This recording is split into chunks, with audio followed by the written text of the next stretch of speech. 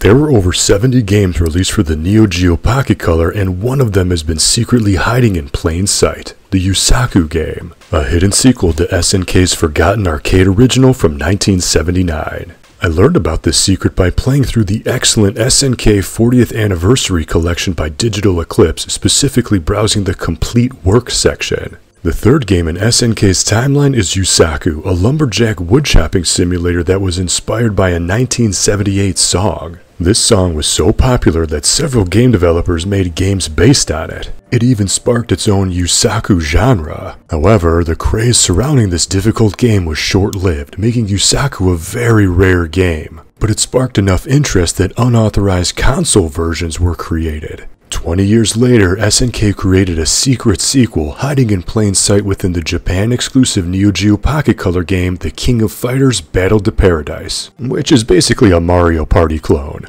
But the only way to access this hidden Yosaku game is to place this Neogeo Pocket Color cartridge into a black and white Neogeo Pocket non-color console. In comparison, if you put a Game Boy Color game into an OG Game Boy, players are hit with a "hey, this game is only compatible with a Game Boy Color system" warning message. Well, the same thing happens with the Neogeo Pocket versus the Neogeo Pocket Color. But instead of just getting a warning message, players are treated to a secret game. America only received the enhanced Pocket Color system, and Battle to Paradise was only released in Japan. So playing this game on actual hardware isn't really an option for American players. But there is a really awesome alternative.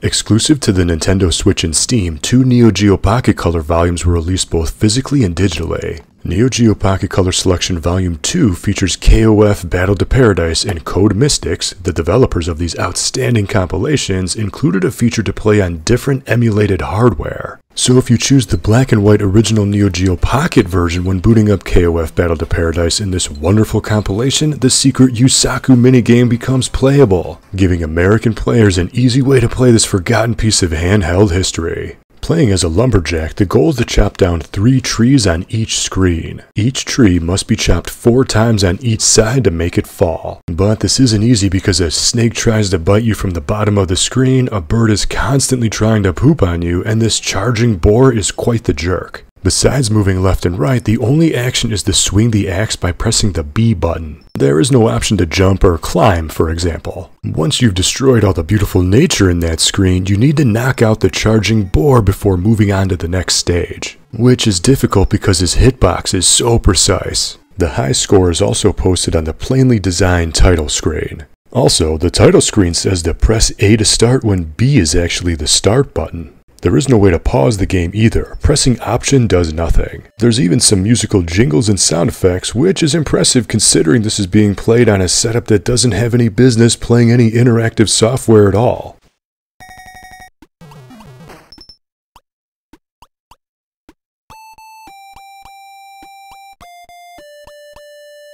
But for such a limited game, it's actually pretty fun and kind of addicting. Even though this is a tiny score-based minigame, I personally think this is one of the coolest Easter eggs in all of handheld gaming. I don't think any Game Boy Color cartridges did this on Game Boy, so the Neogeo Pocket gets a firm tally mark on its report card. Oh yeah, and in case you didn't know, the Shinahan Kukaku name that you see at the bottom of the screen is actually shorthand for SNK. The Neogeo Pocket Color was such a badass little system with an outstanding library of games. Almost every game on the system is a total banger, and I've spent a lot of time documenting the forgotten 2-player link cable modes in many of these games, mostly because so few had the chance to utilize the linked play. I'll leave a link to my Neogeo Pocket playlist in the description if you wanted to learn more. And as one quick extra fact, the only Game Boy game SNK ever published was a game called Dexterity, which is basically a real-time Othello puzzle game. And I covered the unique 2-player link cable mode in this obscure handheld title if you wanted to check that out too. It's actually pretty interesting, link in the description. But what do you think? Have you ever played a Neogeo Pocket Color? Will you go buy the Neogeo Pocket Color Selection Volumes 1 and 2 on Switch or Steam? What other Neogeo Pocket Color games do you wish would get re-released, and why are they facile in a translated version of Ogre Battle Gaiden? Let me know in the comments. Until next time, thank you for watching, and game on!